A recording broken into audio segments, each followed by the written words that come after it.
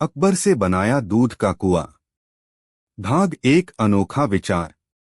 एक दिन अकबर बादशाह अपने बागीचे में टहल रहे थे। मौसम सुहावना था और बाग में लगे रंग बिरंगे फूलों की खुशबू हवाओं में बिखरी हुई थी। अचानक उनकी नजर एक सूखे कुएं पर पड़ी। कुआं कभी भरा पूरा रहा होगा, पर अब वीरान और उपेक्षित था। अकबर को उस सूने कुएं को देखकर कुछ अजीब सा विचार आया। उन्होंने वहीं खड़े खड़े सोचा, अगर इस कुएं को पानी की जगह दूध से भरवा दिया जाए तो कितना अनोखा होगा। ऐसा कुआं पूरी दुनिया में कहीं नहीं होगा। बस फिर क्या था, उन्होंने तुरंत बीरबल को बुलवाया। थोड़ी ही देर में बीरबल हाथ जोड़कर दरबार में हाजिर हुआ। अकबर ने मुस्कुराते हुए कहा, बीरबल, मैंने सोचा है कि इस पुराने कुएं को दूध से भरवाया जाए। बीरबल चौंका, लेकिन उसने अपनी भावनाएं चेहरे पर जाहिर नहीं होने दी। वह जानता था कि अकबर अक्सर मजाक या परीक्षा के इरादे से अजीब फरमाइशें करते हैं। बीरबल ने विनम्रता से पूछा, हुजूर, यह बड़ा अनूठा विचार है, लेकिन क्या आप चाहेंगे कि पूरा कुआं केवल दूध से भरा हो? अकबर ने गर्व से सिर हिलाया, हाँ बीरबल, और मैं चाहता हूं कि कल ही यह काम पूरा हो जाए। तुम दरबार के सभी अमीरों, मंत्रियों और नगरवासियों को आदेश दो कि वे अपने अपने घर से दूध लाएं और रात में इस कुएं में डालें। सुबह जब मैं देखने आऊं तो कुआं दूध से लबालब भरा होना चाहिए। बीरबल ने अदब से सिर झुकाया, जैसा हुक्म जहांपना। भाग दो, बीरबल की युक्ति। बीरबल बाहर निकला और सोच में पड़ गया। वह जानता था कि यह कार्य असंभव नहीं तो अत्यंत कठिन अवश्य था। इतने सारे लोगों से दूध इकट्ठा करवाना, वह भी रातों रात आसान नहीं था। लेकिन बीरबल अपनी सूझबूझ के लिए प्रसिद्ध था। उसने एक योजना बनाई। उसने नगर में मुनादी करवा दी, जहां पनाह का हुक्म है कि हर नागरिक आज रात अपने घर से एक घड़ा दूध लाकर महल के बाग में बने पुराने कुएं में डाले। जो कोई आदेश की अवहेलना करेगा, उसे सख्त सजा दी जाएगी। शहर में हड़कंप मच गया। हर घर में इसी विषय पर चर्चा होने लगी। कुछ लोग उत्साहित थे, कुछ घबराए हुए, लेकिन अधिकतर लोग मन ही मन सोचने लगे, अगर मैं दूध की जगह पानी डाल दूं तो भला किसे पता चलेगा? इतने सारे लोगों के दूध में मेरा थोड़ा सा पानी कौन पहचान पाएगा? यह सोच लगभग हर किसी के मन में घर कर गई। सभी ने मन ही मन तय कर लिया कि वे दूध लाने का दिखावा करेंगे, लेकिन असल में पानी डाल देंगे। रात होते होते लोग एक एक करके आए। अंधेरे में घड़े से कुएं में कुछ डालते और चुपचाप लौट जाते। भाग 3, सुबह का दृश्य। अगली सुबह अकबर बड़े उल्लास से बागीचे में आए। दरबारियों, मंत्रियों और नगरवासियों की भीड़ भी वहां जमा थी। अकबर ने गर्व से बीरबल से कहा, चलिए आज दुनिया का पहला दूध का कुआं देखते हैं। बीरबल ने मुस्कुराते हुए हाथ फैलाया, हुजूर, पेश है दूध का कुआं। अकबर ने उत्सुकता से कुएं में झांका और उनके चेहरे का रंग उड़ गया। कुएं में दूध की जगह केवल पानी था। न दूध की महक थी, न रंग, सिर्फ साधारण पानी। अकबर क्रोध से लाल हो उठे। उन्होंने बीरबल की ओर घूरते हुए कहा, यह धोखा कैसे हुआ बीरबल? मैंने तो दूध का कुआं मांगा था।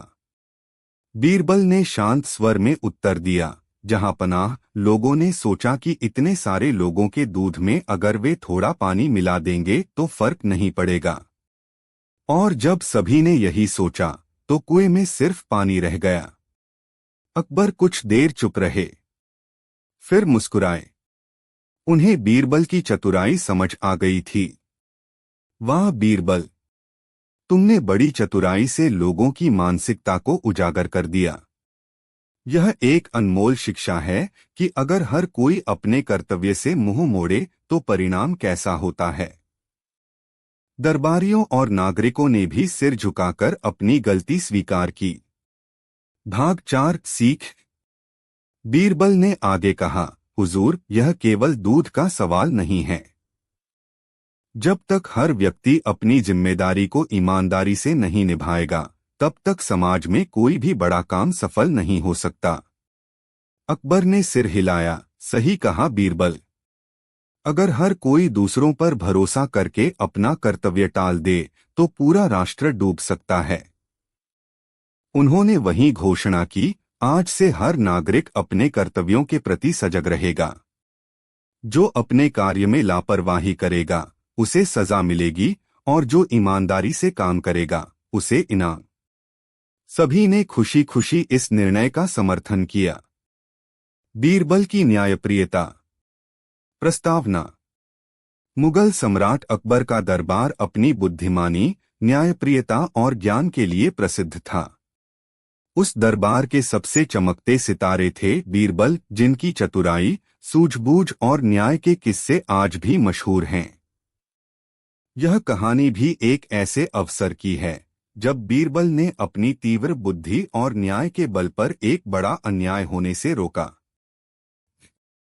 भाग 1 दरबार में अजीब फरियाद। एक दिन अकबर बादशाह दरबार में अपने सिंहासन पर बैठे न्याय कर रहे थे। दरबारियों की लंबी कतार लगी थी। हर कोई अपनी फरियाद लेकर आया था। तभी एक बूढ़ा किसान हांफता हुआ दरबार में आया और झुककर सलाम किया। उसके चेहरे पर चिंता की लकीरें थीं। अकबर ने उसे देखा और बोले, बोलो बुजुर्ग, तुम्हारी समस्या क्या है? किसान ने विनम्रता से कहा, हुजूर, मैं एक गरीब किसान हूँ। मेरे पास एक बगीचा है जिसमें एक नीम का पेड़ भी है। कल रात किसी ने उस पेड़ के नीचे मेरी बहुमूल्य जमीन खोद डाली। जब मैंने देखा तो पाया कि मेरी जमीन से सोने की एक मटकी निकली है। अकबर ने आश्चर्य से पूछा, फिर क्या हुआ? किसान ने सिर झुकाकर कहा, हुजूर, वह मटकी लेकर मेरा पड़ोसी भाग गया। जब मैंने उससे मटकी वापस मांगी तो वह कहने लगा कि यह उसकी है। अकबर ने आदेश दिया, पड़ोसी को भी बुलाओ। कुछ ही देर में किसान का पड़ोसी भी दरबार में हाजिर हो गया। वह भी बड़ी चालाकी से बोला, जहां पनाह, वह बगीचा तो मेरा है। सोने की मटकी भी मेरी है। इस किसान का इस पर कोई हक नहीं। दरबार में खुसुर पुसुर होने लगी। अकबर भी उलझन में पड़ गए। दोनों अपनी अपनी बातें कह रहे थे और कोई ठोस प्रमाण नहीं था। अकबर ने बीरबल की ओर देखा, जो शांत और गंभीर मुद्रा में बैठे थे। बीरबल, अकबर बोले, इस झगड़े का फैसला तुम्हें करना है। भाग 2 बीरबल की जांच। बीरबल मुस्कुराए और दोनों व्यक्तियों को ध्यान से देखने लगे। फिर उन्होंने आदेश दिया, दोनों को एक एक घड़ी के लिए अलग अलग कमरे में ले जाओ। मैं उनसे अकेले में बात करूंगा। पहले किसान को बुलाया गया। बीरबल ने पूछा, क्या सचमुच बगीचा तुम्हारा है? किसान ने दुखी होकर कहा, हुजूर, मैं इस बगीचे को अपने पिता से विरासत में पाया था। मैंने वर्षों से उसकी देखभाल की है। बीरबल ने फिर पूछा, अगर बगीचा तुम्हारा है तो सोने की मटकी भी तुम्हारी होनी चाहिए, है ना? किसान ने सिर झुकाते हुए कहा, हुजूर, मैं तो बस चाहता हूं कि जो न्यायसंगत हो वही हो। यदि वह मटकी मेरी है तो मुझे लौटा दी जाए। अगर बादशाह सलामत उसे किसी और को देना चाहें तो भी मुझे कोई आपत्ति नहीं।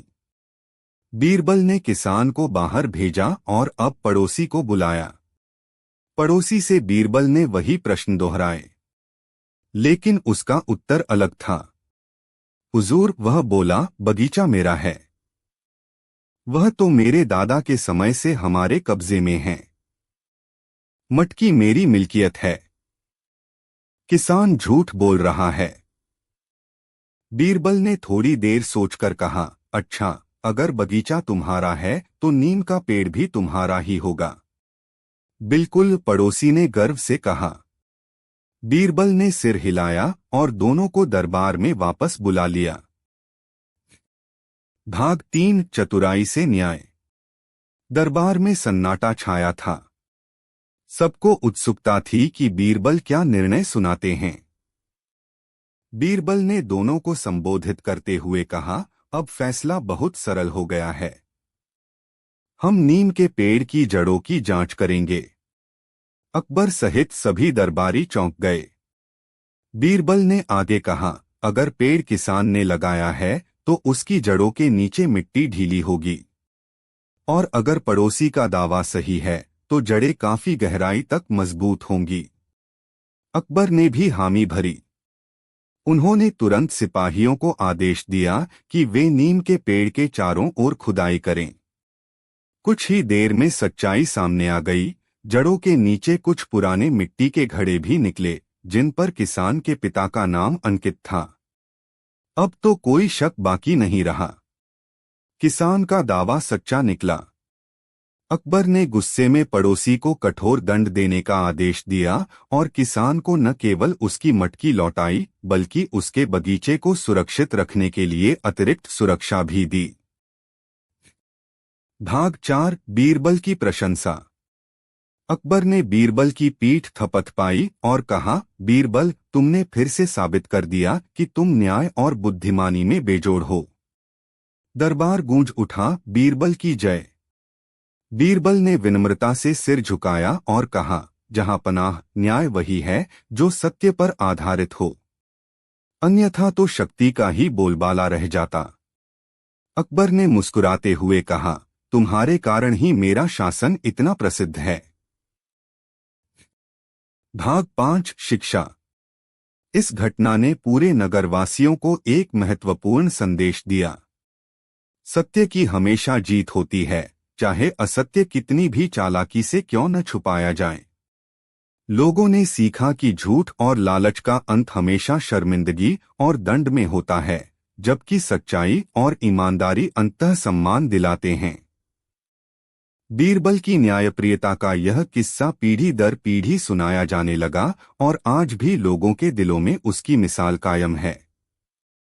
एक दिन ऐसा हुआ कि एक विदेशी राजा ने अकबर की बुद्धिमत्ता की परीक्षा लेने का निश्चय किया। वह जानता था कि बीरबल अकबर के सबसे चतुर मंत्री हैं। इसलिए उसने 3 कठिन सवाल भेजे, जिनका उत्तर देना लगभग असंभव माना जाता था। उस राजा का विचार था कि अगर अकबर या बीरबल इन सवालों का उत्तर नहीं दे पाए तो उसकी प्रतिष्ठा पर धक्का लगेगा। भाग 1 चुनौती भरा पत्र। एक दिन दरबार में एक राजदूत आया। उसके हाथ में विदेशी राजा का पत्र था। अकबर ने पत्र खोला और पढ़ा। उसमें लिखा था, महामहिम अकबर बादशाह, अगर आपके दरबार में सचमुच ऐसे ज्ञानी मंत्री हैं तो मेरे 3 प्रश्नों का उत्तर दें। 1 आकाश का केंद्र कहाँ है? 2 पृथ्वी पर कितने तारे हैं? 3 दुनिया में पुरुष और स्त्रियों की संख्या बराबर कैसे है? यदि आप इनका उत्तर न दे सकें तो स्वीकार करें कि आपका दरबार हमारे दरबार से कम है। यह पढ़कर अकबर का चेहरा गंभीर हो गया। दरबार में हलचल मच गई। सभी दरबारी सोचने लगे, क्या इस बार बीरबल भी जवाब दे पाएंगे? अकबर ने बीरबल की ओर देखा और मुस्कुराते हुए कहा, बीरबल, अब तो तुम्हारी बुद्धिमानी की असली परीक्षा है। क्या तुम इन प्रश्नों का उत्तर दे सकते हो? बीरबल ने विनम्रता से मुस्कुराते हुए कहा, जहां पनाह, तीनों प्रश्नों के उत्तर कल प्रातः दरबार में दूंगा। अकबर ने सहमति में सिर हिलाया। भाग 2 बीरबल की तैयारी। रात भर बीरबल ने गंभीरता से सोचा। वह जानता था कि सवालों के साधारण उत्तर नहीं दिए जा सकते। उन्हें ऐसी चतुराई से उत्तर देना था कि विदेशी राजा भी निरुत्तर हो जाए। अगली सुबह बीरबल आत्मविश्वास के साथ दरबार में पहुंचे। अकबर भी पूरी तैयारी से बैठे थे। दरबारियों की उत्सुक निगाहें बीरबल पर टिकी थीं। अकबर ने कहा, बीरबल प्रस्तुत करो अपने उत्तर। बीरबल मुस्कुराए और बोले, जहांपनाह, कृपया राजदूत को भी बुलाया जाए ताकि वह स्वयं सुने। राजदूत को बुलाया गया। अब पूरा दरबार चुपचाप सुनने को तैयार था। भाग 3 पहला सवाल, आकाश का केंद्र। बीरबल ने सबसे पहले पहला सवाल उठाया। प्रश्न 1, आकाश का केंद्र कहाँ है? बीरबल ने दरबार के बीच जाकर एक छड़ी गाड़ दी और गर्व से कहा, जहां यह छड़ी गड़ी है वहीं आकाश का केंद्र है। राजदूत चौंक पड़ा। उसने आपत्ति जताई, यह कैसे संभव है? कोई प्रमाण? बीरबल मुस्कुराए और बोले, आप प्रमाण चाहते हैं तो स्वयं माप लीजिए। यदि यह केंद्र नहीं है तो आप सिद्ध करें कि आकाश का केंद्र कहीं और है। राजदूत निरुत्तर हो गया। उसे समझ आ गया कि बीरबल की बात में दम था। कोई भी आकाश के केंद्र को माप नहीं सकता, इसलिए बीरबल का दावा भी अपराजेय था। पूरा दरबार तालियों से गूंज उठा। भाग 4 दूसरा सवाल, पृथ्वी पर कितने तारे? अब बीरबल ने दूसरा प्रश्न उठाया। प्रश्न 2, पृथ्वी पर कितने तारे हैं? बीरबल ने मुस्कुराते हुए एक बड़ा बोरी निकाली। उसमें ढेर सारे रेत के कण थे। उन्होंने बोरी को दरबार में उड़ेल दिया और बोले, जहांपनाह, पृथ्वी पर जितने तारे हैं उतने ही रेत के कण इस बोरी में हैं। राजदूत ने फिर आपत्ति की, यह कैसे सिद्ध होगा? बीरबल शांत भाव से बोले, अगर आप चाहें तो एक एक कण गिन सकते हैं।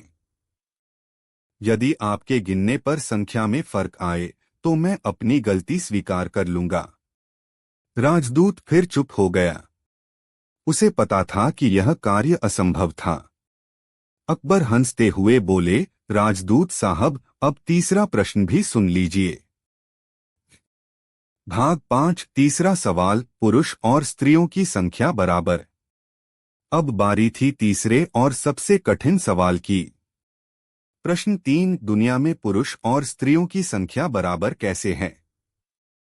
बीरबल ने कहा, जहांपनाह, यह भी अत्यंत सरल प्रश्न है। फिर बीरबल ने दरबार में उपस्थित सभी व्यक्तियों को 2 पंक्तियों में खड़ा कर दिया, पुरुष एक ओर, स्त्रियां दूसरी ओर। उन्होंने कहा, देखिए, जब किसी समाज में एक पुरुष और एक स्त्री विवाह करते हैं तो जोड़ी बनती है। इसी तरह पूरी दुनिया में पुरुष और स्त्रियां जोड़ी बनाते हैं। यदि कहीं असमानता हो भी तो प्रकृति अपने आप संतुलन कर लेती है। फिर बीरबल ने चतुराई से जोड़ा, जहां 2 पुरुष एक ही स्त्री के लिए झगड़ते हैं वहां कोई न कोई समस्या उत्पन्न होती है, और जहां संतुलन होता है वहां शांति रहती है। इसलिए भगवान ने पुरुष और स्त्रियों की संख्या संतुलित रखने की व्यवस्था बनाई है। राजदूत निरुत्तर हो गया। उसकी आंखों में पराजय झलकने लगी। भाग 6 विदेशी राजा का उत्तर। राजदूत ने अकबर और बीरबल को प्रणाम किया और स्वीकार किया कि उनके राजा की चुनौती का उत्तर बहुत चतुराई से दिया गया है। वह बोला, जहांपनाह, आपके मंत्री बीरबल की बुद्धिमत्ता के सामने हमारा दरबार नतमस्तक है। अकबर ने मुस्कुराते हुए बीरबल को हार्दिक बधाई दी और उन्हें कीमती वस्त्र और इनामों से सम्मानित किया। दरबारियों ने भी करतल ध्वनि से बीरबल का अभिनंदन किया। राजदूत ने लौटते हुए कहा, मैं अपने राजा को बताऊंगा कि अकबर बादशाह के दरबार में सचमुच दुनिया के सबसे ज्ञानी मंत्री हैं। भाग 7 बीरबल की सीख। बीरबल ने विनम्रता से सिर झुकाकर कहा, जहांपनाह, किसी भी समस्या का समाधान तर्क, चतुराई और धैर्य से किया जा सकता है। कठिन से कठिन प्रश्न भी शांत दिमाग और स्पष्ट सोच से सरल हो जाते हैं। अकबर ने गंभीर होकर कहा, तुम्हारे कारण ही मेरा दरबार जगत में प्रसिद्ध है, बीरबल। मैं भाग्यशाली हूं कि तुम मेरे मंत्री हो। भाग 8 कहानी की शिक्षा। यह घटना दरबारियों, नगरवासियों और सभी राज्यों के बीच चर्चा का विषय बन गई। हर जगह बीरबल की चतुराई के किस्से गूंजने लगे। कहानी से हमें यह शिक्षा मिलती है, कोई भी समस्या असंभव नहीं है यदि बुद्धि और धैर्य से उसका सामना किया जाए। अपने आत्मविश्वास और तर्कबल से कठिन स्थिति को भी संभाला जा सकता है। सच्चा ज्ञान वही है जो जटिल बातों को भी सरलता से प्रस्तुत कर सके। बीरबल और अनमोल उपहार। प्रस्तावना। सम्राट अकबर की न्यायप्रियता और दरबारियों की बुद्धिमत्ता का जिक्र दूर दूर तक फैला हुआ था। उनके नवरत्नों में सबसे चमकता सितारा थे बीरबल। उनकी चतुराई, व्यावहारिकता और तर्कशक्ति का लोहा केवल अकबर ही नहीं बल्कि सारे हिंदुस्तान ने माना था। यह कहानी उस समय की है जब एक विदेशी राजा ने अकबर को एक रहस्यमय चुनौती भेजी थी। चुनौती इतनी अजीब थी कि पूरी सल्तनत सकते में आ गई। लेकिन बीरबल ने अपनी बुद्धिमानी से न केवल बादशाह की लाज बचाई बल्कि विदेशी राजा को भी प्रभावित कर दिया। भाग 1 अनोखा संदेश। एक दिन अकबर अपने दरबार में बैठक कर रहे थे। तभी एक सिपाही ने आकर सूचना दी, जहांपनाह, एक विदेशी दूत आया है आपके लिए एक विशेष संदेश लेकर। अकबर ने उसे अंदर बुलवाया। दूत ने झुककर सलाम किया और एक सुंदर मखमली डिब्बा सम्राट को भेंट किया। डिब्बे में एक चिट्ठी थी जिसमें लिखा था, सम्राट अकबर, हमारी सल्तनत आपके ज्ञान और आपके मंत्री बीरबल की चतुराई से प्रभावित है। यदि आप हमारे भेजे इस रहस्यमय उपहार का अर्थ समझ जाएं, तो हम आपकी बौद्धिक श्रेष्ठता स्वीकार कर लेंगे। डिब्बे में एक छोटा बीज है। इस बीज का उपयोग कर हमें बताइए कि सबसे अनमोल उपहार क्या है। अकबर ने डिब्बा खोला। सचमुच उसमें एक छोटा सा बीज रखा था। पूरे दरबार में खुसर पुसर शुरू हो गई। हर कोई अनुमान लगा रहा था यह किस प्रकार की परीक्षा है। अकबर ने बीरबल की ओर देखा। बीरबल, उन्होंने कहा, यह काम तुम्हारे भरोसे है। बीरबल ने मुस्कुराते हुए सिर झुकाया और कहा, जहांपनाह, मुझे एक दिन का समय दीजिए। कल तक इस रहस्य से पर्दा हटा दूंगा। अकबर ने सहमति में सिर हिलाया। भाग 2 बीरबल की तैयारी। बीरबल अपने घर लौटे और गहरे चिंतन में डूब गए। एक बीज और सबसे अनमोल उपहार, वह सोचते रहे। उन्होंने बीज को ध्यान से देखा। यह कोई साधारण बीज नहीं था बल्कि एक आम के पेड़ का बीज था। बीरबल को विचार आया, बीज का अर्थ है जीवन का आरंभ। बीज से पेड़ बनता है, पेड़ से फल, फल से फिर बीज। यह निरंतरता है, यह प्रकृति का उपहार है। लेकिन फिर उन्होंने सोचा, सवाल तो यह था कि सबसे अनमोल उपहार क्या है। केवल पेड़ या फल तो नहीं हो सकता। फिर उन्हें विचार आया, सबसे अनमोल उपहार है जीवन और समय। बीज को बोने के लिए धैर्य चाहिए, समय चाहिए। बिना समय के कुछ नहीं हो सकता। यह सोचकर बीरबल को समाधान मिल गया। भाग 3 दरबार में बीरबल का उत्तर। अगले दिन पूरा दरबार एकत्र हुआ। विदेशी दूत भी वहां मौजूद था। सबकी नजरें बीरबल पर टिकी थीं। अकबर ने पूछा, बीरबल, क्या तुमने उस बीज का रहस्य सुलझा लिया? बीरबल ने मुस्कुराकर कहा, जी हां जहांपनाह। फिर वह दूत की ओर मुड़े और बोले, यह बीज प्रतीक है धैर्य, समय, प्रेम और जीवन का। बीज से वृक्ष बनता है, वृक्ष से फल मिलते हैं और फल से फिर बीज। यह प्रकृति का चक्र है। सबसे अनमोल उपहार है जीवन और समय। बिना जीवन के, बिना समय के कोई फल, कोई वृक्ष, कोई संसार संभव नहीं। बीरबल ने फिर दार्शनिकता के साथ जोड़ा। बीज जब धरती पर बोया जाता है तो वह समय लेता है बड़ा होने के लिए। इसी प्रकार इंसान का जीवन भी समय और धैर्य से खिलता है। इसलिए समय और जीवन ही सबसे अनमोल उपहार हैं। दूत अवाक रह गया। उसकी आंखों में बीरबल के लिए गहरा सम्मान था। भाग 4 विदेशी दूत का उत्तर। दूत ने झुककर कहा, बीरबल जी, आपने हमारे राजा की चुनौती का अत्यंत सुंदर उत्तर दिया है। मैं आपके उत्तर को लेकर वापस जाऊंगा और बताऊंगा कि अकबर बादशाह का दरबार सचमुच अनुपम है। अकबर ने हर्षपूर्वक बीरबल को गले लगाया और कहा, बीरबल, तुम्हारी बुद्धिमानी पर न केवल मेरा दरबार बल्कि पूरा हिंदुस्तान गर्व करता है। भाग 5 नई चुनौती, बीरबल का परीक्षण। लेकिन कहानी यहीं समाप्त नहीं हुई। कुछ समय बाद वही विदेशी राजा स्वयं अकबर के दरबार में आया। उसने बीरबल से एक और चुनौती दी। बीरबल, अगर तुम इतने बुद्धिमान हो तो इन 3 कार्यों को करके दिखाओ। 1. बिना हाथ लगाए मोमबत्ती बुझाओ। 2. बिना पाँव हिलाए नदी पार करो। 3. बिना आंख खोले सोने का घड़ा खोज निकालो। पूरा दरबार सन्न रह गया। यह कार्य असंभव लग रहे थे। अकबर भी चौंक गए। उन्होंने बीरबल की ओर देखा। बीरबल मुस्कुराए और बोले, जहांपनाह, इन कार्यों को पूरा करना कठिन नहीं यदि चतुराई से सोचा जाए। भाग 6 3 असंभव कार्यों का हल। पहला कार्य, बिना हाथ लगाए मोमबत्ती बुझाना। बीरबल ने मोमबत्ती के पास जाकर जोर से फूंक मारी। हवा के झोंके से मोमबत्ती बुझ गई। बिना हाथ लगाए मोमबत्ती बुझा दी गई थी। पूरा दरबार ठहाकों से गूंज उठा। विदेशी राजा भी मुस्कुरा दिया। दूसरा कार्य, बिना पाँव हिलाए नदी पार करना।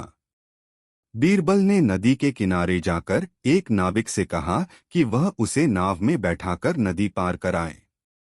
बीरबल चुपचाप बैठ गए, बिना पैर हिलाए नदी पार कर ली। विदेशी राजा अब प्रभावित होने लगा था। तीसरा कार्य, बिना आंख खोले सोने का घड़ा खोजना। बीरबल ने कहा, राजा साहब, आंखों से देखना ही जरूरी नहीं। जब प्रेम और विश्वास हो तो दिल की आंखें भी देखती हैं।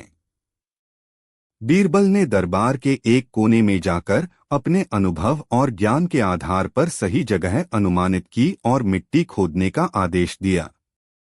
कुछ ही पल में मिट्टी से सोने का घड़ा निकला। पूरा दरबार जय जयकार से गूंज उठा। भाग 7 अकबर का सम्मान और बीरबल का आदर। विदेशी राजा ने हार स्वीकार कर ली। उसने अकबर के दरबार में आकर माफी मांगी और कहा, जहां ऐसी बुद्धिमानी है वहां हर चुनौती छोटी पड़ जाती है। मैं अपने राज्य लौटकर आपके ज्ञान और बीरबल की महिमा का बखान करूंगा। अकबर ने उसे ससम्मान विदा किया। बीरबल को उन्होंने दरबार का सर्वोच्च रत्न घोषित किया और सोने की 100 मुद्राएं भेंट दीं। भाग 8 कहानी की शिक्षा। इस कहानी से हम सीखते हैं, कोई भी चुनौती असंभव नहीं होती यदि बुद्धि, धैर्य और व्यावहारिकता से काम लिया जाए। प्रतिकूल परिस्थितियों में भी शांति और चतुराई से उत्तर खोजना चाहिए। सच्चा ज्ञान केवल पढ़ाई से नहीं, अनुभव, समझदारी और सही दृष्टिकोण से आता है। बीरबल और 3 चालाक चोर। अकबर के शासनकाल में न्याय और बुद्धिमत्ता के किस्से पूरे संसार में प्रसिद्ध थे। उनके दरबार का सबसे लोकप्रिय रत्न था बीरबल। बीरबल की चतुराई, हाजिर जवाबी और निष्पक्षता से प्रभावित होकर अकबर ने कई बार उन्हें कठिन से कठिन चुनौतियां सौंपी थीं। यह कहानी भी एक ऐसे ही कठिन समय की है जब 3 चालाक चोरों ने पूरे राज्य में हलचल मचा दी थी और बीरबल ने अपनी बुद्धि से उन्हें धर दबोचा था। भाग 1 चोरों का उत्पात। दिल्ली की गलियों में अफवाह फैल गई थी कि कोई 3 चोर समूह बनाकर अमीरों के घर लूट रहे हैं। चोर इतने चालाक थे कि न तो वे पकड़े जाते थे, न ही कोई सुराग छोड़ते थे। रात होते ही वे अचानक प्रकट होते, माल लूटते और फिर गायब हो जाते। राजा अकबर को जब इसकी सूचना मिली तो उन्होंने तुरंत सुरक्षा बढ़ाने का आदेश दिया। लेकिन कई प्रयासों के बावजूद चोरों का कुछ पता न चला। अकबर ने गंभीर होकर कहा, बीरबल को बुलाया जाए। केवल वही इस समस्या का समाधान कर सकते हैं। भाग 2 बीरबल का आगमन। बीरबल दरबार में पहुंचे। अकबर ने पूरी घटना विस्तार से बताई और कहा, बीरबल, यदि तुम 3 दिनों के भीतर इन चोरों को पकड़ोगे तो तुम्हें विशेष पुरस्कार दिया जाएगा। बीरबल ने सिर झुकाकर कहा, जहांपनाह, मुझे 3 दिन का समय दीजिए। मैं वचन देता हूं कि इन चोरों को आपके सामने लाकर खड़ा करूंगा। अकबर ने प्रसन्न होकर अनुमति दी। भाग 3 बीरबल की योजना। बीरबल ने अपने खास जासूसों को बुलाया। उन्होंने कहा, चोर जब भी वारदात करते हैं कोई न कोई सुराग जरूर छोड़ते हैं, चाहे वह लोगों के हाव भाव में हो या घटनास्थल पर। हमें उन्हें पकड़ने के लिए चालाकी से जाल बिछाना होगा। बीरबल ने सबसे पहले एक अफवाह फैलाई। दरबार में एक बहुत बड़ा खजाना लाया जा रहा है जो नगर के पुराने महल में अस्थायी रूप से रखा जाएगा। यह खबर पूरे शहर में फैल गई। बीरबल को यकीन था कि चोर निश्चित रूप से इस अवसर का फायदा उठाने आएंगे। भाग 4 पहला दिन इंतजार। पहले दिन बीरबल ने पुराने महल के चारों ओर सैनिकों को छुपाकर तैनात कर दिया। सैनिकों को आदेश दिया गया कि वे बिना बीरबल की अनुमति के किसी को न पकड़े। रात हुई लेकिन कोई चोर नहीं आया। बीरबल मुस्कुराए, चालाक चोर जल्दबाजी नहीं करते। वे एक रात देखेंगे कि माहौल कैसा है। भाग 5 दूसरा दिन चोरों की हलचल। दूसरे दिन बीरबल ने सैनिकों को और सतर्क रहने का आदेश दिया। उन्होंने महल के पास आम लोगों के भेष में अपने कुछ भरोसेमंद आदमी भी तैनात किए। रात के तीसरे पहर अचानक 2 साए दीवार फांदते दिखे। लेकिन जैसे ही सैनिक आगे बढ़े, दोनों साए गायब हो गए। बीरबल समझ गए, चोरों ने जांच की है, हमला अभी बाकी है। भाग 6 तीसरी रात जाल बिछाया गया। तीसरी रात बीरबल ने एक विशेष योजना बनाई। महल के आंगन में उन्होंने खजाने का एक झूठा संदूक रखवाया और उसके आसपास रेत बिछवाई। रेत पर पैरों के निशान साफ नजर आते थे। ऊपर से सब सामान्य था, लेकिन संदूक के भीतर जाल बिछा था। जैसे ही कोई संदूक खोले, एक जाल ऊपर से गिरकर उसे फंसा ले। रात गहरी हुई। हवा में सन्नाटा था। अचानक 3 साए चुपचाप दीवार फांदकर आंगन में उतरे। वे चुपके से संदूक की ओर बढ़े। जैसे ही उन्होंने संदूक का ढक्कन खोला, ऊपर से लोहे का जाल फिसलकर गिरा और तीनों चोर उसमें फंस गए। सैनिकों ने दौड़कर उन्हें पकड़ लिया। भाग 7 चोरों की चतुराई का खुलासा। सुबह होते ही तीनों चोरों को अकबर के दरबार में पेश किया गया। अकबर ने कठोर स्वर में पूछा, तुम तीनों इतने समय से सल्तनत में आतंक फैला रहे थे। अब बोलो, तुम्हारा मुख्य मास्टरमाइंड कौन है? तीनों चोर चुप रहे। वे एक दूसरे को घूर रहे थे, लेकिन कुछ नहीं बोले। बीरबल ने मुस्कुराते हुए एक योजना बनाई। उन्होंने दरबार में 3 अलग अलग सोने के सिक्कों की थैलियां मंगवाईं। एक थैली में असली सोने के सिक्के, दूसरी में नकली सोने के सिक्के और तीसरी में तांबे के सिक्के। बीरबल ने तीनों चोरों के सामने एक एक थैली रख दी और कहा, जिस थैली में असली सोने के सिक्के हैं वही मास्टरमाइंड के लिए है। तीनों चोरों की आंखों में चमक आ गई। उन्होंने एक पल में असली सोने की थैली की ओर हाथ बढ़ाया। बीरबल हंस पड़े और बोले, जहां पनाह पकड़िए असली मास्टरमाइंड यह वही है जिसने सबसे पहले लालच में आकर असली थैली उठाई। अकबर ने तुरंत उसे पकड़ने का आदेश दिया। बाकी दोनों ने भी डर के मारे सब कुछ कबूल कर लिया। भाग 8 चोरों की सजा। अकबर ने आदेश दिया कि मुख्य मास्टरमाइंड को कठोर कारावास में डाला जाए और शेष 2 चोरों को सुधारगृह भेजा जाए, जहां वे राज्य की सेवा कर अपने अपराध का प्रायश्चित करें। पूरा दरबार बीरबल की बुद्धिमानी की तारीफ कर रहा था। अकबर ने बीरबल को बहुमूल्य हार और 100 स्वर्ण मुद्राएं प्रदान की। भाग 9 कहानी की शिक्षा। इस कहानी से हम यह सीखते हैं, कठिन परिस्थितियों में भी धैर्य, योजना और चतुराई से काम लिया जाए तो असंभव भी संभव हो जाता है। असली पहचान तब होती है जब आदमी संकट या लालच में अपनी असलियत दिखाता है। न्याय करते समय केवल बाहरी संकेतों पर नहीं बल्कि गहरी समझ और मनोविज्ञान पर ध्यान देना चाहिए। बीरबल की सूझबूझ और खोया खजाना। प्रस्तावना। अकबर के दरबार में जब भी कोई कठिन समस्या आती, पूरा राज्य एक स्वर में कह उठता, अब तो बीरबल ही इसे सुलझा सकते हैं। बीरबल की चतुराई और न्यायप्रियता ने न केवल अकबर का भरोसा जीता था बल्कि आम जनता का भी दिल जीत लिया था। यह कहानी उस समय की है जब सल्तनत का एक बहुत बड़ा खजाना चोरी हो गया था और बीरबल ने अपनी गहरी सूझबूझ से उसे ढूंढ निकाला। भाग 1 खजाने का गायब होना। गर्मियों की एक दोपहर थी।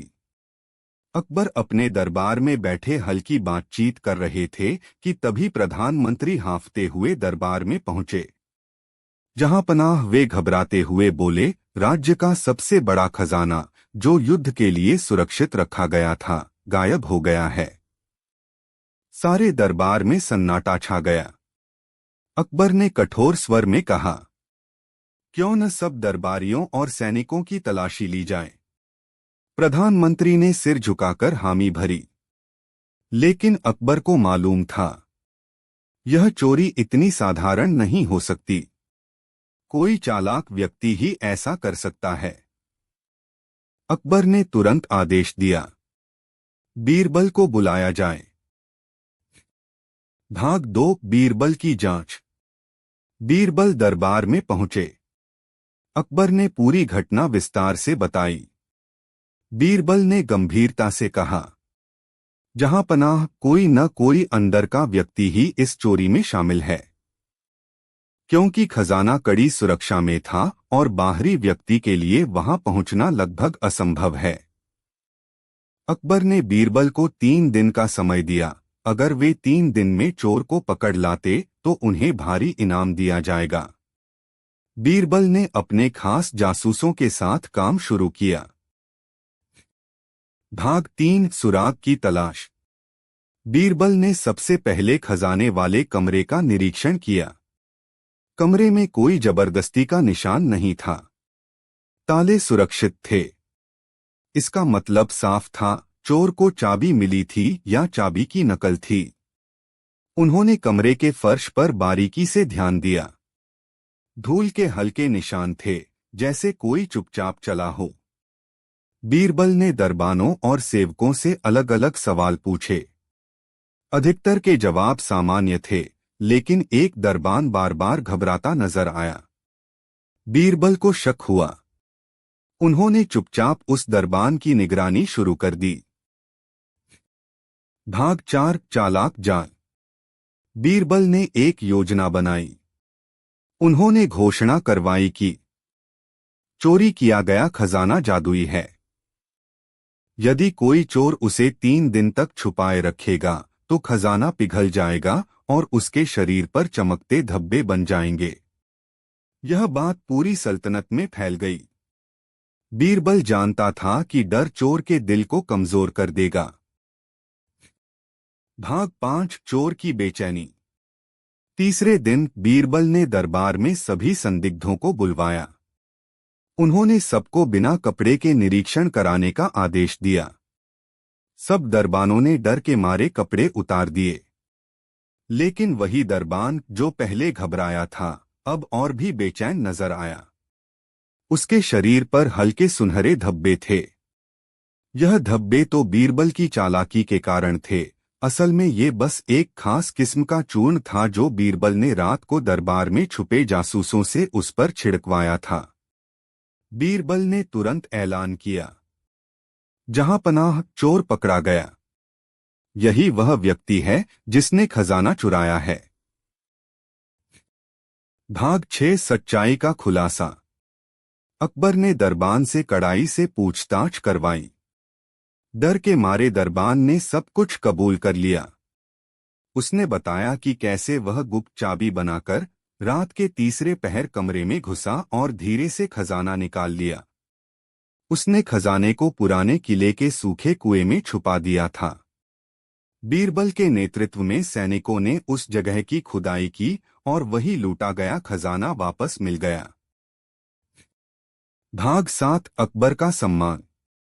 अकबर ने पूरी सल्तनत के सामने बीरबल की प्रशंसा करते हुए कहा, बीरबल, तुम्हारी सूझबूझ और अद्भुत योजना से राज्य का अनमोल खजाना बच गया।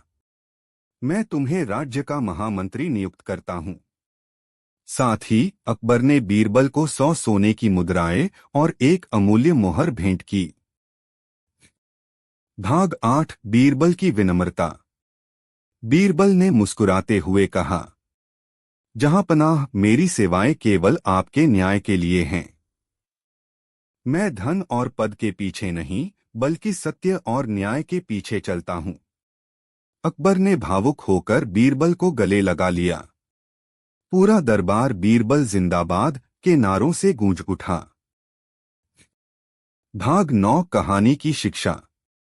इस कहानी से हम यह सीखते हैं, किसी भी समस्या को सुलझाने के लिए सूझबूझ, धैर्य और मनोवैज्ञानिक समझ आवश्यक है। भय और अपराध बोध से सच्चाई खुद ब खुद सामने आ जाती है। न्यायप्रिय शासक और चतुर सलाहकार मिलकर राज्य को सुरक्षित और खुशहाल बना सकते हैं। बीरबल और अनमोल हार की गुत्थी। प्रस्तावना। अकबर बीरबल की जोड़ी इतिहास में बुद्धिमानी और न्याय की सबसे प्रसिद्ध मिसालों में गिनी जाती है।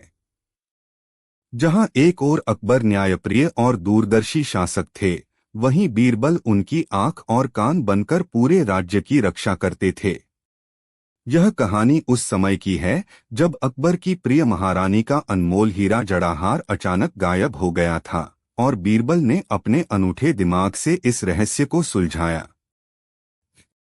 भाग 1 रानी का प्रिय हार। दिल्ली के किले में उत्सव का माहौल था। अकबर ने महारानी को उनके जन्मदिन पर एक अत्यंत सुंदर और दुर्लभ हीरे का हार भेंट किया था। यह हार भारत के सर्वोत्तम आभूषणकारों ने बनाया था और उसमें अफगानिस्तान से लाए गए नायाब हीरे जड़े थे। महारानी ने वह हार गर्व से सभी को दिखाया। दरबार में हर कोई उस हार की सुंदरता की प्रशंसा कर रहा था। लेकिन अगले ही दिन सुबह सुबह खबर आई, हार गायब हो गया था। भाग 2 दरबार में हड़कंप। यह खबर पूरे महल में आग की तरह फैल गई। रानियां, दासियां, सैनिक सब सकते में आ गए। अकबर भी क्रोधित हो उठे।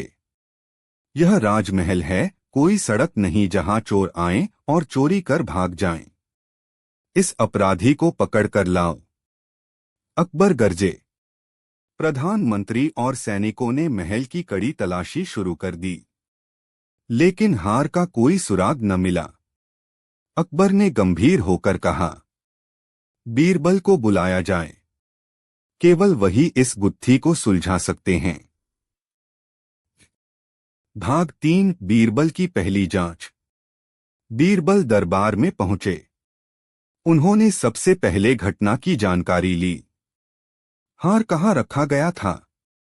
किस समय अंतिम बार देखा गया था? उस समय वहां कौन कौन मौजूद था? मालूम पड़ा कि हार रानी के निजी कक्ष में रखा था, जहां केवल कुछ चुनिंदा दासियों को ही जाने की अनुमति थी। बीरबल ने उन सभी दासियों को बुलवाया और गंभीरता से उन पर नजर डाली। भाग 4 मनोवैज्ञानिक चाल। बीरबल ने एक दिलचस्प योजना बनाई। उन्होंने दासियों से कहा, महल के बगीचे में एक जादुई पीपल का पेड़ है। यदि कोई दोषी उस पेड़ के नीचे जाएगा तो पेड़ के पत्ते अपने आप झड़ने लगेंगे। कल सुबह सभी दासियां उस पेड़ के नीचे जाएंगी। यह सुनते ही कुछ दासियां कांपने लगीं। लेकिन बीरबल ने कुछ नहीं कहा। अगले दिन सुबह सभी दासियां बगीचे में इकट्ठा हुईं। बीरबल ने उन्हें एक एक कर पीपल के पेड़ के नीचे भेजा। पेड़ बिल्कुल स्थिर खड़ा रहा, लेकिन कुछ दासियों के चेहरे फक हो गए थे। बीरबल ने सबको वापस दरबार में बुलाया। भाग 5 दोषी की पहचान। बीरबल ने सब दासियों से पूछा, बताओ, जब तुम पेड़ के नीचे गईं, क्या पेड़ के पत्ते गिरे? कुछ दासियों ने घबराकर कहा, हाँ, गिरने लगे थे। जबकि बाकी ने सच कहा, नहीं, पेड़ बिल्कुल स्थिर था। बीरबल मुस्कुराए। वे जानते थे कि जिन लोगों ने झूठ बोला वही डर के मारे झूठ बोल रहे थे, यानी कि दोषी उनमें से ही हैं। बीरबल ने झूठ बोलने वाली दासियों को अलग खड़ा कर दिया। अब दायरा संकुचित हो गया था। भाग 6 हार का पता। बीरबल ने उन चारों दासियों से कहा, अब तुम सब महल के तालाब के किनारे जाकर पानी में अपनी परछाई देखो। जिसकी परछाई में चमक दिखेगी वही चोर होगी। चारों दासियां तालाब के पास पहुंचीं। एक दासी के चेहरे पर घबराहट साफ नजर आई। वह अपनी आंखें तालाब से चुराने लगी। बीरबल ने सैनिकों से उसे पकड़ने का आदेश दिया। सख्ती से पूछताछ में उसने स्वीकार कर लिया कि उसने हार चुरा लिया था और उसे अपने कमरे के गुप्त तहखाने में छुपा रखा था। बीरबल के आदेश से सैनिकों ने खोजबीन की और वही अनमोल हार बरामद कर लिया गया। भाग 7 चौंकाने वाला सच। जब बीरबल ने अकबर को सारी बात बताई तो अकबर ने पूछा, बीरबल, तुमने कैसे पहचाना कि वही दासी चोर है? बीरबल मुस्कुराए और बोले, जहां पनाह मनुष्य का स्वभाव है कि भय में आकर वह सच छुपाने के प्रयास में और अधिक गलती कर बैठता है। जादुई पेड़ का डर और परछाई वाली चाल से मैंने उनके दिल में भय पैदा कर दिया और अपराधिनी खुद ब खुद सामने आ गई। अकबर ने तालियां बजाते हुए कहा, तुम न केवल एक महान न्यायाधीश हो बल्कि एक अद्भुत मनोवैज्ञानिक भी। भाग 8 दोषी को दंड। अकबर ने आदेश दिया कि दोषी दासी को दंडित कर दिया जाए। उसे कारावास में डाल दिया गया और उसके परिवार को राज्य सेवा से निष्कासित कर दिया गया। रानी को उनका प्रिय हार लौटा दिया गया। महल में एक बार फिर खुशियों का माहौल लौट आया। भाग 9 बीरबल का सम्मान। अकबर ने बीरबल को विशेष सम्मान देते हुए कहा, आज से तुम न केवल हमारे सबसे प्रिय मंत्री हो बल्कि राज्य के संकटमोचक भी कहलाओगे। बीरबल को एक राजमुकुट और 500 स्वर्ण मुद्राएं भेंट की गईं। बीरबल ने विनम्रता से सिर झुकाकर कहा, जहां पनाह, मेरा परम सौभाग्य है कि मैं आपके न्यायप्रिय शासन का एक छोटा सा सेवक हूं। भाग 10 कहानी की शिक्षा। इस कहानी से हम यह सीखते हैं, सच्चे अपराधी का पर्दाफाश करने के लिए केवल ताकत नहीं बल्कि सूझबूझ और मनोवैज्ञानिक चतुराई की भी आवश्यकता होती है। डर और अपराधबोध अपराधी के दिल को कमजोर कर देता है। न्याय करते समय सतर्कता और धैर्य अत्यंत आवश्यक है। कभी भी समस्या को सामने से नहीं बल्कि चारों ओर से सोचकर हल करना चाहिए। बीरबल और राजकोष की रहस्यमयी चोरी। अकबर और बीरबल की कहानियां केवल मनोरंजन ही नहीं बल्कि गहरी शिक्षा भी देती हैं। उनकी मित्रता, आपसी विश्वास और बीरबल की बुद्धिमानी की अनेक घटनाएं इतिहास में अमर हैं।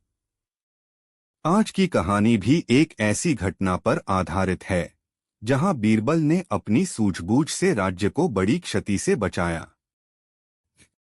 भाग 1, राजकोष का संकट। दिल्ली के राजमहल में एक शांत सुबह थी। राज्य के खजांची हर दिन की तरह राजकोष का लेखा जोखा कर रहे थे, लेकिन आज उन्होंने पाया कि राजकोष से बहुत भारी मात्रा में स्वर्ण मुद्राएं गायब थीं। उन्होंने घबराते हुए अकबर के पास जाकर सूचना दी। जहां पनाह, राजकोष से 10,000 स्वर्ण मुद्राएं गायब हो गई हैं। सुनते ही दरबार में सनसनी फैल गई। अकबर का चेहरा गंभीर हो गया। इसकी जांच तुरंत होनी चाहिए, अकबर ने आदेश दिया। भाग 2, बीरबल को बुलावा। अकबर को अच्छी तरह मालूम था कि इतनी चालाकी से चोरी केवल कोई अंदरूनी व्यक्ति ही कर सकता है। उन्होंने तुरंत बीरबल को बुलवाया।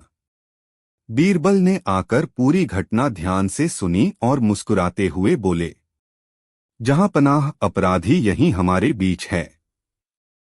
अनुमति दें तो मैं उसे खोज निकालूं। अकबर ने बीरबल को 3 दिन का समय दिया और पूरा मामला उनके हाथ में सौंप दिया। भाग 3, प्रारंभिक जांच। बीरबल ने राजकोष के कमरे का निरीक्षण किया। कमरे के चारों ओर मजबूत दीवारें थीं। मुख्य द्वार पर भारी ताला था, जिसकी 3 चाबियां थीं, एक खजांची के पास, एक प्रधानमंत्री के पास और एक स्वयं अकबर के पास। बीरबल ने सभी पहरेदारों और कर्मचारियों से पूछताछ की। सबने एक जैसा ही जवाब दिया, किसी ने कुछ भी असामान्य नहीं देखा। बीरबल समझ गए कि मामला बेहद पेचीदा है। भाग 4, बीरबल की योजना। बीरबल ने एक चाल सोची। उन्होंने एक घोषणा करवाई, जिसने भी चोरी की है, यदि वह 3 दिनों के भीतर स्वर्ण मुद्राएं लौटा देगा तो उसे क्षमा कर दिया जाएगा, अन्यथा पकड़े जाने पर उसे कठोर दंड दिया जाएगा। यह सुनकर दरबारियों में खलबली मच गई। जो भी अपराधी था वह अब भयभीत हो उठा था। लेकिन बीरबल को मालूम था, केवल डराने से अपराधी सामने नहीं आएगा। उन्हें और चालाकी से काम लेना होगा। भाग 5, जादुई तेल की कहानी। बीरबल ने अगली घोषणा करवाई, कल दरबार में विशेष जादुई तेल लाया जाएगा। सभी कर्मचारियों को उस तेल में उंगली डुबोनी होगी। जिसने चोरी की होगी उसकी उंगली पर तेल का रंग बदल जाएगा। यह खबर आग की तरह फैल गई। दरबारी, कर्मचारी और सभी शाही सेवक घबराने लगे। कईयों ने तो रात भर नींद भी नहीं ली। भाग 6, अपराधी का डर। अगले दिन दरबार में विशेष तेल का पात्र रखा गया। बीरबल ने सबको बारी बारी से बुलाया। सभी ने बिना सवाल किए उंगली डुबोई, लेकिन एक कर्मचारी, खजांची का सहायक, बहाना बनाने लगा। मालिक, मेरे हाथ में पहले से चोट लगी है, मैं तेल में उंगली नहीं डाल सकता। बीरबल की आंखों में चमक आ गई। वे समझ गए कि मछली जाल में फंस गई है। उन्होंने शांत स्वर में कहा, कोई बात नहीं, हम तुम्हारे हाथ का निरीक्षण करेंगे। बीरबल ने सैनिकों से आदेश दिया, सहायक को हिरासत में लिया जाए। भाग 7, सच्चाई सामने। सख्त पूछताछ में सहायक टूट गया। उसने कबूल कर लिया कि वह ही चोरी के पीछे था। उसने बताया कि कैसे उसने खजांची की अनुपस्थिति में चोरी के लिए बनी एक नकली चाबी का उपयोग किया। रात के तीसरे पहर, जब पहरेदार झपकी ले रहे थे, उसने राजकोष से स्वर्ण मुद्राएं चुरा लीं और उन्हें महल के पीछे बने पुराने कुएं में छुपा दिया। भाग 8 चोरी का माल बरामद। बीरबल ने सैनिकों के साथ जाकर पुराने कुएं की खुदाई करवाई। कुएं के नीचे एक गड्ढा बनाया गया था जहां सारी स्वर्ण मुद्राएं छुपाई गई थीं। सारा खजाना वापस लाया गया। अकबर ने राहत की सांस ली। भाग 9 दंड और न्याय। अकबर ने अपराधी को कठोर दंड दिया। उससे वसूली करवाई गई और उसे राज्य से निष्कासित कर दिया गया। साथ ही बीरबल की बुद्धिमानी से प्रभावित होकर अकबर ने दरबार में सबके सामने घोषणा की, बीरबल न केवल चतुर हैं बल्कि राज्य की असली रक्षा की दीवार भी हैं। भाग 10 बीरबल का सम्मान समारोह। अकबर ने बीरबल को सम्मानित करने के लिए एक भव्य समारोह आयोजित किया। समारोह में बीरबल को 1000 स्वर्ण मुद्राएं भेंट की गईं। एक खास सत्यनिष्ठ मंत्री की उपाधि दी गई। उनका नाम स्वर्ण पत्रों में लिखवाया गया। अकबर ने बीरबल से कहा, तुम्हारी चतुराई और निष्ठा पर हमें गर्व है। यदि हर राजा को तुम्हारे जैसा सलाहकार मिल जाए तो कोई भी राज्य कभी संकट में न आए। बीरबल ने विनम्रता से उत्तर दिया, जहांपनाह, मेरा धर्म केवल सत्य और न्याय की सेवा करना है।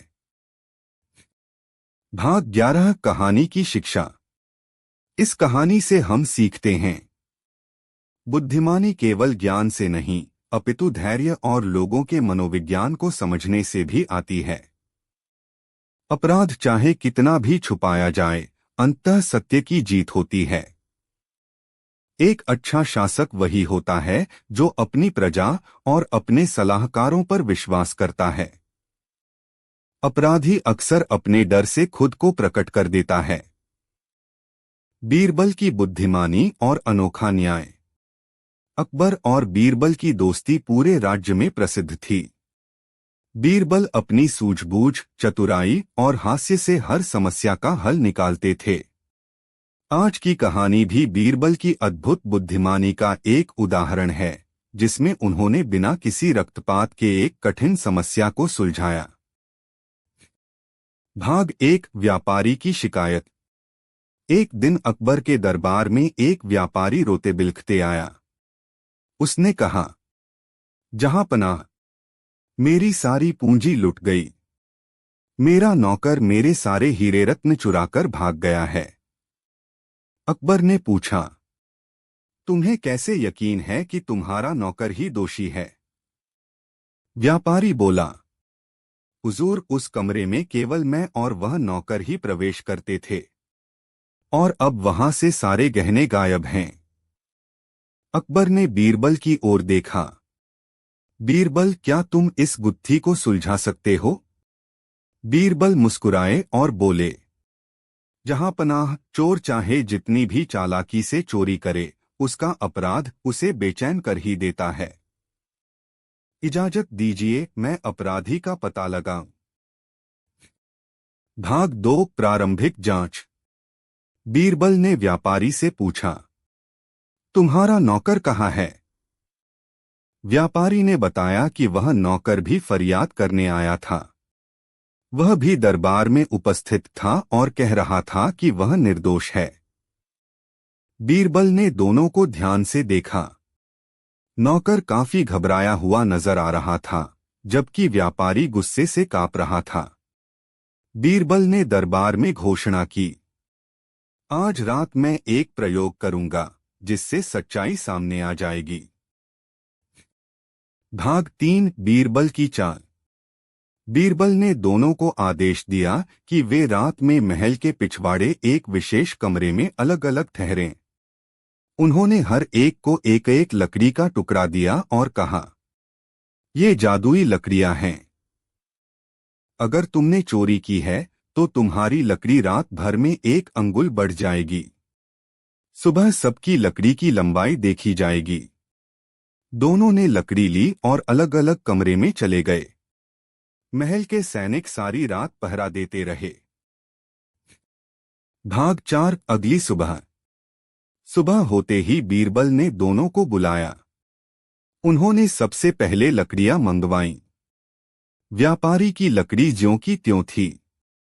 नौकर की लकड़ी व्यापारी से आधी इंच छोटी थी। बीरबल मुस्कुराए। उन्होंने अकबर से कहा, जहां पनाह चोर यही नौकर है। दरबार में सब चौंक गए। अकबर ने पूछा, पर बीरबल तुमने यह कैसे पहचाना? भाग 5 बीरबल का रहस्योद्घाटन। बीरबल ने हंसते हुए बताया, मैंने लकड़ियों में कोई जादू नहीं किया था। यह केवल मनोवैज्ञानिक चाल थी। जिसने चोरी की थी वह डर के मारे सोचता रहा कि कहीं सचमुच लकड़ी बढ़ न जाए। डर के कारण उसने अपनी लकड़ी को रात में थोड़ा काट दिया ताकि सुबह बढ़ने पर भी वह बराबर रहे। लेकिन उसकी घबराहट ने उसे ही धोखा दे दिया। अकबर और दरबारी बीरबल की चतुराई पर दंग रह गए। भाग 6 सजा और न्याय। अकबर ने आदेश दिया कि नौकर से सारा गहना बरामद किया जाए और उसे कठोर दंड दिया जाए। साथ ही व्यापारी को उसका धन वापस लौटाया गया। व्यापारी ने अकबर और बीरबल को धन्यवाद देते हुए कहा, अगर बीरबल जैसे न्यायप्रिय मंत्री हर राज्य में हो तो दुनिया में कभी अन्याय न हो। भाग 7 बीरबल की बढ़ती ख्याति। इस घटना के बाद बीरबल की ख्याति और बढ़ गई। लोग दूर दूर से उनके फैसले सुनने आने लगे। बीरबल न केवल अपनी चतुराई से बल्कि अपनी मानवीय संवेदनाओं से भी सभी के दिलों में बस गए। अकबर ने उन्हें विशेष उपाधि दी, राज्य सुधारक बीरबल। भाग 8 कहानी की शिक्षा। इस कहानी से हमें कई शिक्षाएं मिलती हैं। अपराधी चाहे जितनी चालाकी करे, उसका भय उसे गलती करने पर मजबूर कर देता है। मनोवैज्ञानिक सूझबूझ से बड़े रहस्य सुलझाए जा सकते हैं। सत्य और धैर्य से न्याय अवश्य स्थापित होता है। एक सच्चा नेता वही है जो अपने बुद्धिमान सलाहकारों की कद्र करता है।